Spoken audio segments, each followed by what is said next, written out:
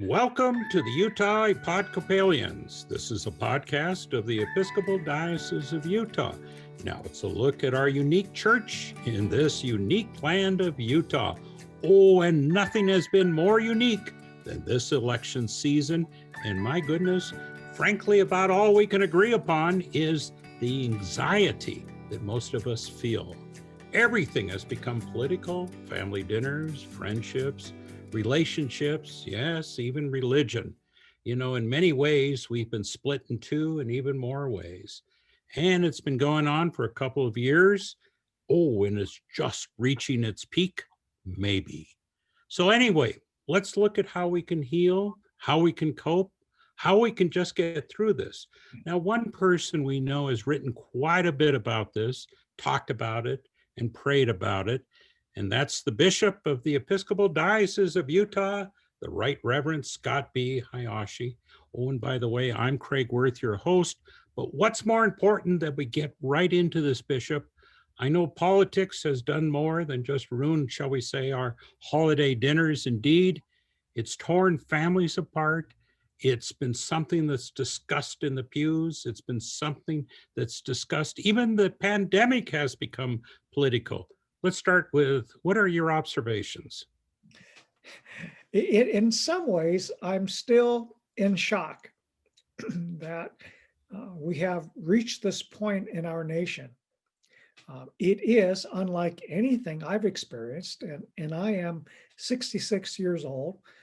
And I know that there are some people who will be watching this or listening to this who are older than I am, but I would dare say that they too would say the very same thing. This is something they've never experienced, where there are so many different things happening all at once, whether it be the pandemic, the election, the protests.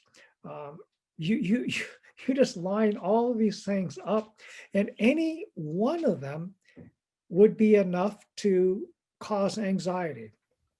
And of course, we haven't even got to say anything about the hurricanes, for goodness sakes, and the earthquakes. And it keeps coming. You could say the hits keep coming. So if one is anxious during this period of time, then I would say one is normal. In fact, the person that says, don't worry, be happy, or oh no, I'm just cruising through this whole thing, I would have to say that person is in serious denial or is simply lying, because I don't see any way a person can say that there isn't some anxiety, if not a lot of anxiety, coursing through our lives right now. And that brings me to the question of, what do you do with that? What do you watch out for? And that to me is where the responsibility of each one of us and our congregations and institutions are so vitally important. So for instance, for me as the bishop,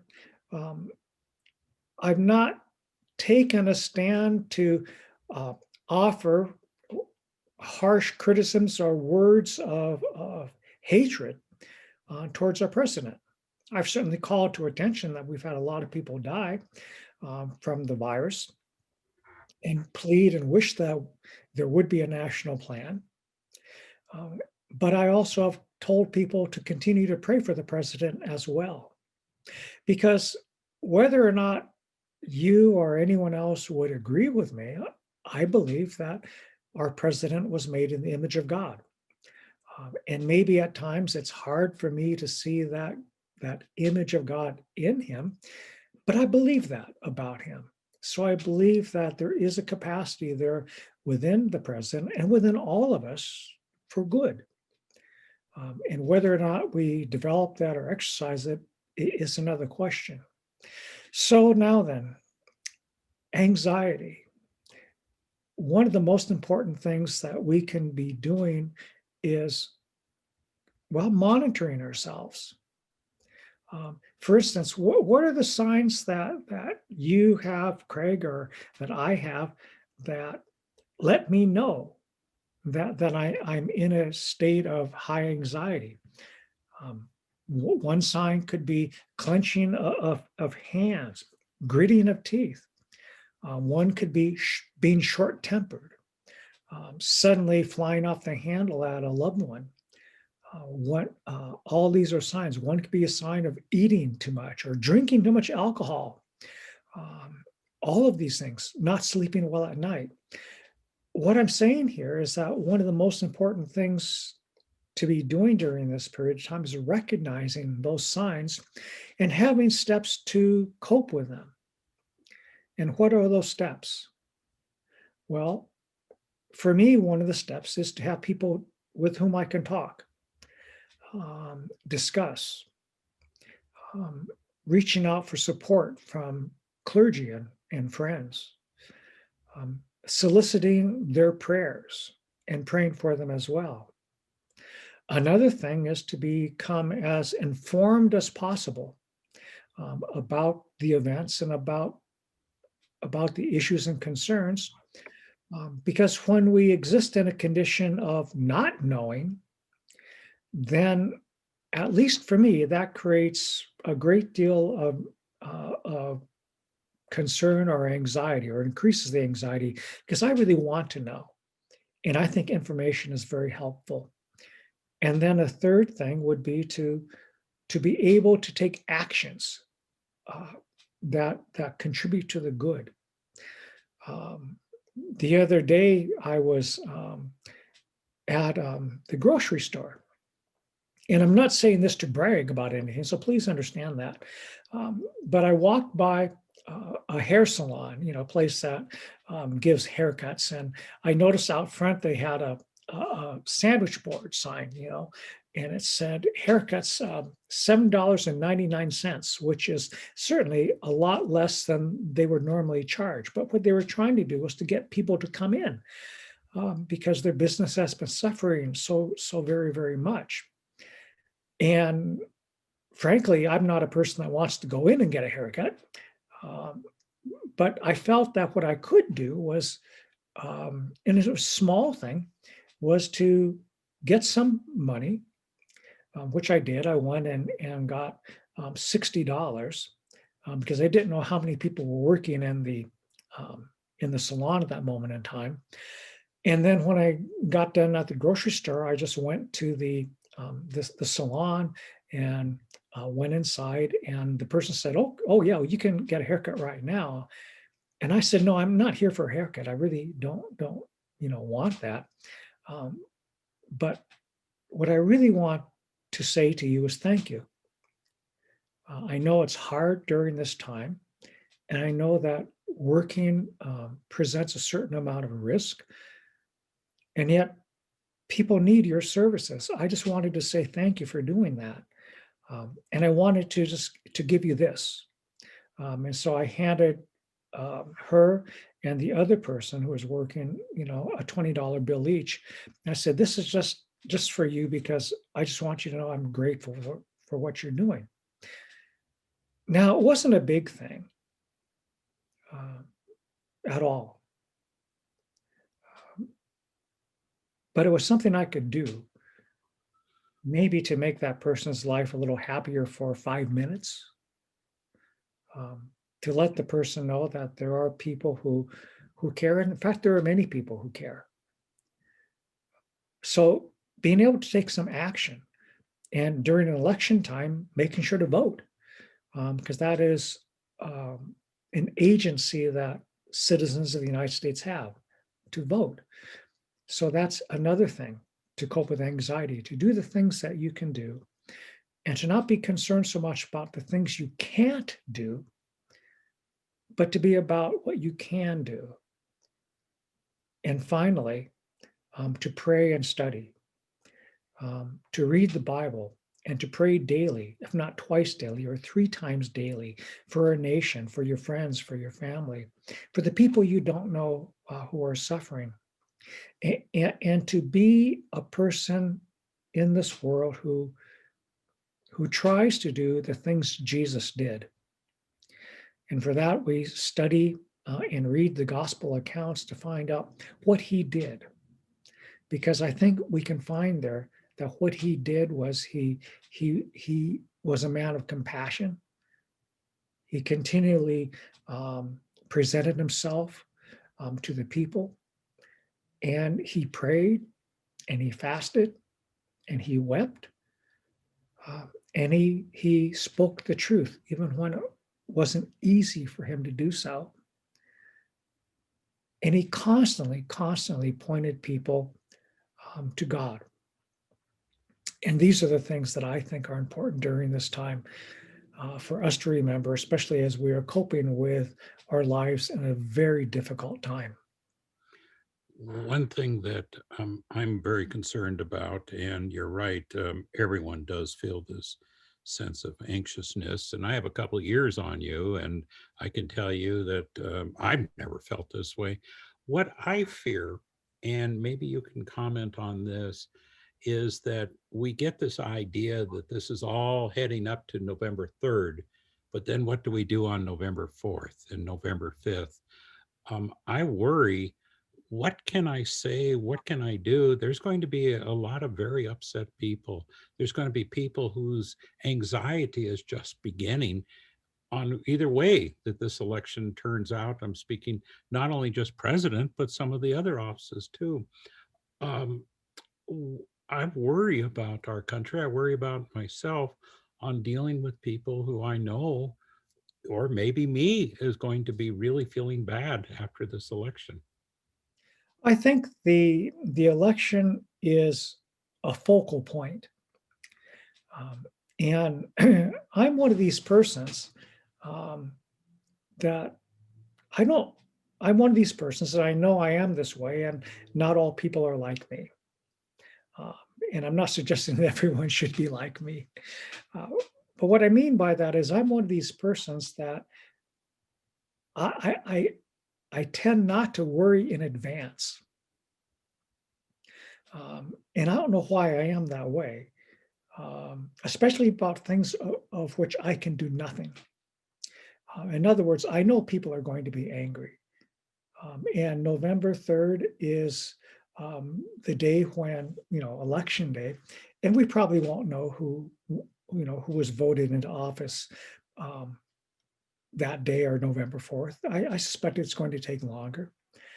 And really, what's going to happen after that, I don't know. I really don't know. I do know that no matter who is elected, whether it be Joe Biden or Donald Trump, that moment in time, November 3rd, will be one in which will simply be the beginning of a new moment in which you and I will be called to be present in this world and to be people of compassion. That's what I know. We are. I think we are approaching the point where we are. Let's say we're approaching the end of one thing and the beginning of another, and we don't know what that other is going to be. We expect that there's going to be a lot of anger, and I fully expect that. And so what I would say is that, again, it's all the more important for you and I to be the kind of people who will do their very best to not contribute more to the anger. And if the person that you want to be elected to be the next president is not the person who is elected, then I think all the more reason for, in that time, for a person like yourself or me to be the one that recognizes that it didn't work out that way, and then to do our level best to contribute to the good. And that might mean, stronger movements in advocacy. That might mean continuing to speak out And it will surely mean to continue to look upon the person at the grocery store um, as a fellow human being made in the image of God. Um, and so, are there steps to take now? And I think the steps to take now are getting even more entrenched and bathing everything in prayer, and praying for oneself and loving oneself. And by that, I mean giving ourselves moments of respite, a break. Um, don't read the news so much, for goodness sakes, because it doesn't really change. Um, the latest events that are happening are things that I've looked at the newspapers or the news reports are pretty much just a rehash of what was there a week ago. I keep track of certain things like where the virus is, the coronavirus, because of our work here in Utah, and the Episcopal Diocese of Utah taking extremely strict measures to not mitigate or to mitigate the virus and not spread it. So I keep track of that. But most of all, to be aware of the sort of what I would call the spiritual and emotional field of the place in which I live, whether that be home or the office or in the church. What's the spiritual and emotional field of those places, and how can I, entering those fields, help to either calm it, inspire it, offer solace, or to be an agent of healing? A fascinating discussion so far. This is the Utah Epodcopalians, a podcast of the Diocese of Utah, where we do look at our unique church in this unique land of Utah. And our special guest is the Right Reverend Scott B. Hayashi, who's the Bishop of the Episcopal Diocese, who has had a lot of wisdom and a lot of comments, I know, on Facebook posts and in from the pulpit, and just talking to people on this topic of anxiousness, of anxiety that has really hit us, not just because of a pandemic, but coming at a time of emotional upheaval of an election.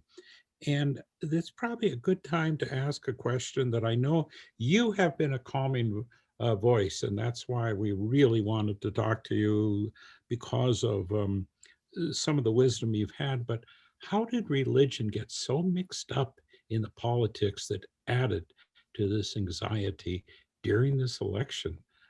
I've never seen anything like this. Well, religion um, is a vehicle, let's say, and that's probably not the best term to be used. But religion is a way where people identify who they are, and they tend to cluster around other like-minded folk. One of the things I like about the Episcopal Church is that it's, you'll find all sorts of different opinions in the pews. Actually, we're not in the pews right now, but you'll find all sorts of different opinions gathered around. And then people come together and gather around Jesus. And the thing about religious people is that sometimes you'll find that religions, especially the more fundamental, I would say conservative fundamental, tend to attract the extremes of personality. And I think you'll find that on both ends of the spectrum. The very extremely conservative and the very extremely liberal. In fact, sometimes I think if you let them go completely, they come around in a circle and meet each other. But it tends to attract the extremes of personality.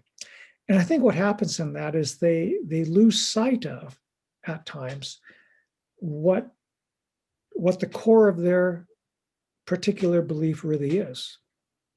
Presiding Bishop Curry, the presiding bishop of the Episcopal Church, said one time that whenever the church, and he was speaking about the Christian church here, so he wasn't speaking about Hinduism or Judaism or Zoroastrianism or Buddhism. He was speaking specifically about the Christian church. He said, whenever the church has gotten into trouble, into real difficulty, what you'll see every single time is that Jesus got lost. That during those periods of time, they didn't really speak about Jesus. They weren't really concerned about following Jesus. They weren't really concerned about doing what Jesus did. Instead, Jesus got lost, and it became about power and wealth and position, and forcing one's will on others. And so I think what happens at times, and especially during this time, because I know that I came up through the very, very, very conservative expression of Christianity. That was my first experience. I think you could have called me a Bible thumper during those early formative years of being a person of faith. That I kept the Bible with me all the time. I read it constantly. I still read it, and all those days. But what was interesting during that period of time for me, because I think you probably really would have called me a fundamentalist. In fact, you would have called me a hyper fundamentalist during that period of time. But during that period of time when I was, there, the strong message that was being preached from the pulpit, time and time again, I would say Sunday after Sunday, but during that period of time, it could have been Sunday, it could have been Saturday, it could have been Wednesday, it could have been Thursday, because these services are going on throughout the week, and I'd be there, on more days than just one day a week. But there was a constant preaching from the pulpit about we need to pay attention to what Jesus said. And when Jesus said to do this, whatever this might be, he meant it. He meant it. So even in that upbringing within that extremely, what you and I might consider to be conservative fundamentalist, there was a constant emphasis on who this Jesus is and what being a Christian means and what it meant to follow Jesus. I don't know if I were to go back to that church, because it's still extant, it's still there. I don't know what they're preaching now. I don't know if Jesus got lost. And what I can say is when Jesus does get lost, and we lose sight of what he did and how he lived and the care that he took for others, then I think that religion and religious people can be manipulated very easily. In fact, I would say they could be some of the most easily manipulated people who then will believe almost anything because they lose sight of their Savior. That's perhaps one of the most profound things I've heard you say in these decade that I've admired you and known you, and really does bring a something that I think we do see when we have watched what's happened at times in this campaign, even in this pandemic, where people are trying to make a point, and whether they crowd 50,000 into a church or something side by side, or trying to make a point. And you notice when they say that, they're not saying Jesus told us to do this. Right. And what they're saying is we have the right to do this. And my response to that is,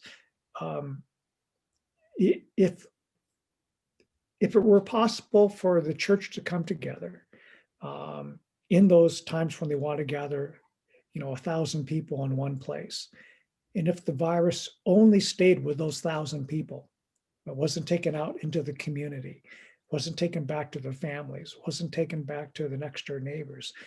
If it stayed just with those 1,000 people, I'd be okay with that. But unfortunately, this virus doesn't really do that. It just spreads.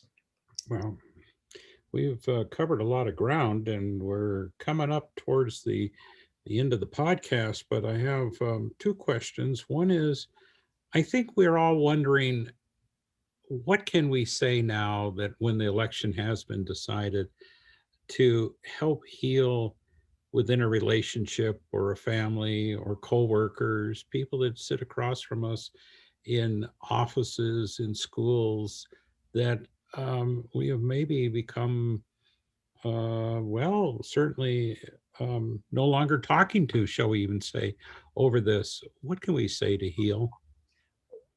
Well, certainly one, but we can say, perhaps you don't say anything initially. Perhaps you just listen, for one.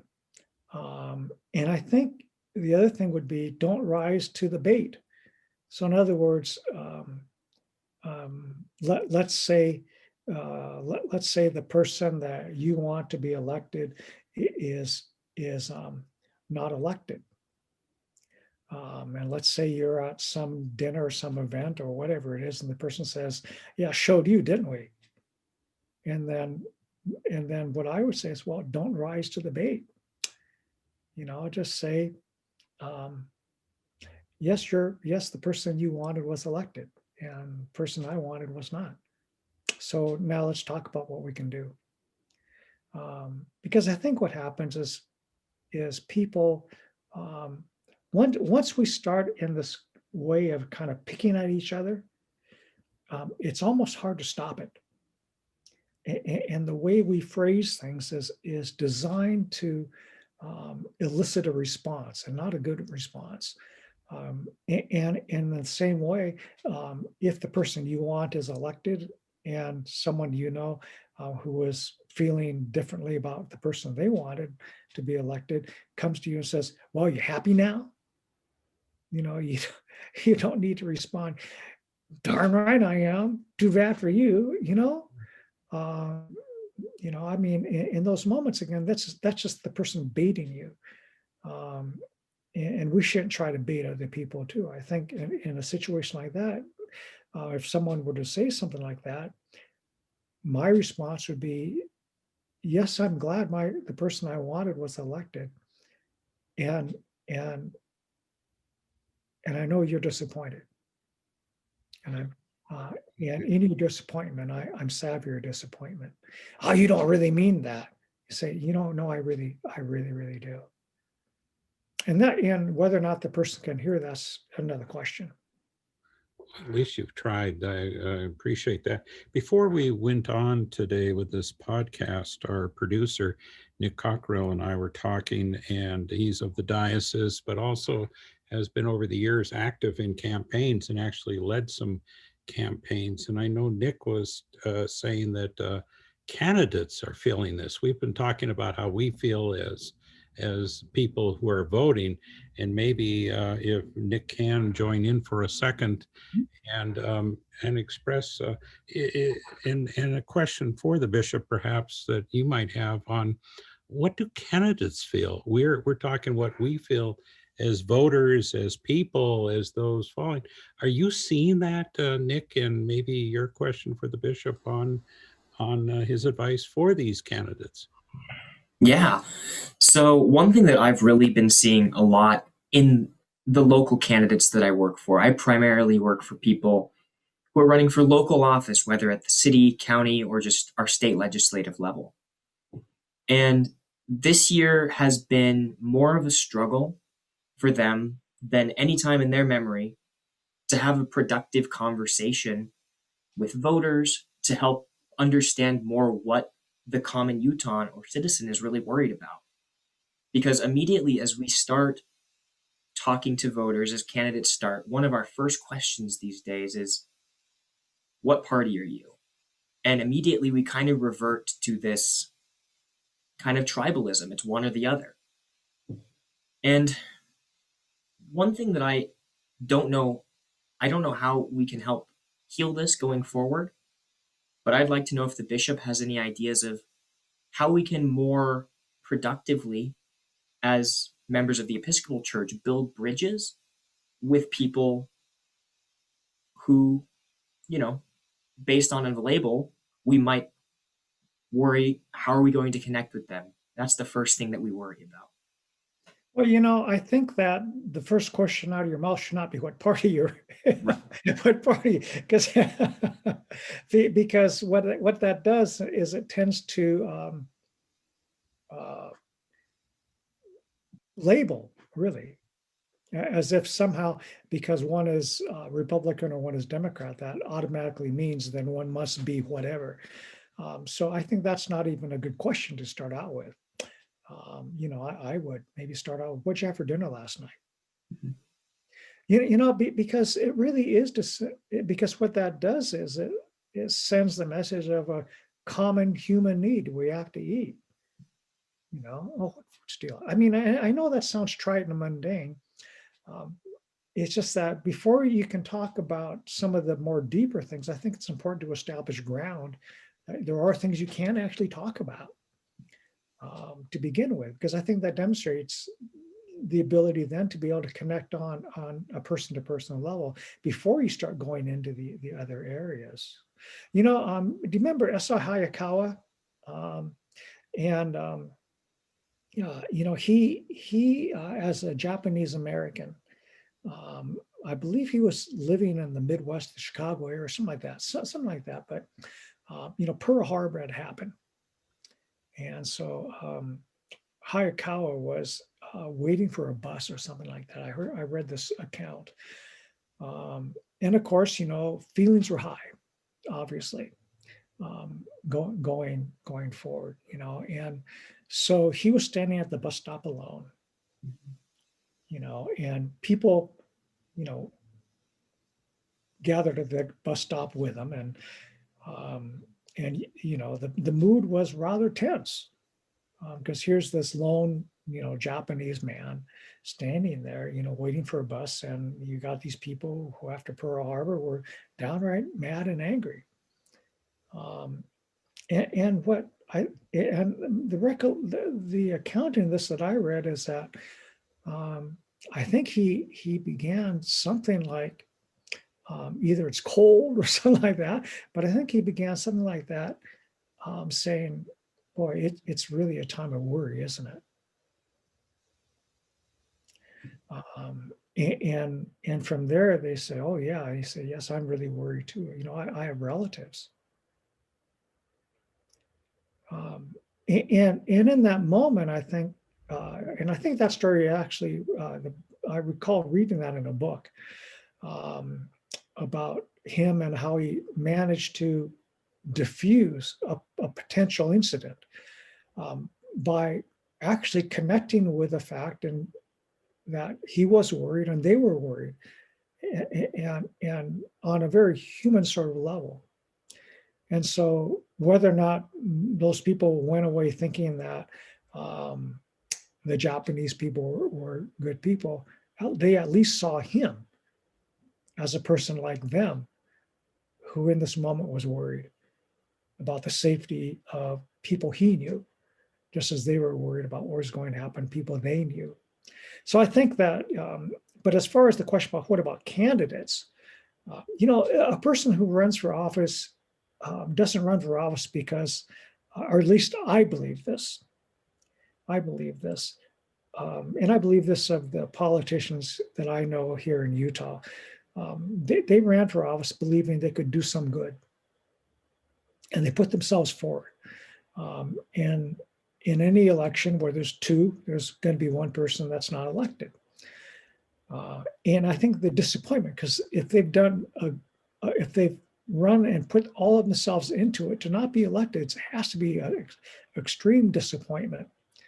And I would say, if you have a person that, a friend like that, they say, thank you for putting yourself forward. You really tried, and no, you were not elected, but thank you for that. Thank you for offering yourself for public service. Because what you by saying yes to putting yourself forward for public service is that your desire was to serve the people. And so though they can't serve in an elected office, they can serve in other ways too. That contributes to helping people in the public. I think the calling to public service is a very high calling indeed. And I know that there are those who don't necessarily live up to that high calling, but I believe that many strive to. All right. Well, thank you. And we've come to the end of the Utah Epodcopalians. But before we let you go, Bishop, do you have little prayer for us all that will help us get through this next little period that we are facing in this country? A very, very important time, and a time, as we have described, of anxiety, and a time also of wisdom that you've imparted. Well, I believe that the prayer that is most wonderful, and the prayer that I've commended to people to use, is the prayer of St. Francis. And it goes, well, let us pray. Lord, make me an instrument of your peace. And where there is hatred, let me sow love. And where there is injury, pardon. Where there is doubt, faith. Where there is despair, hope. Where there is darkness, light. And where there is sadness, joy. O divine Master, grant that I may not so much seek to be consoled as to console, to be understood as to understand, to be loved as to love.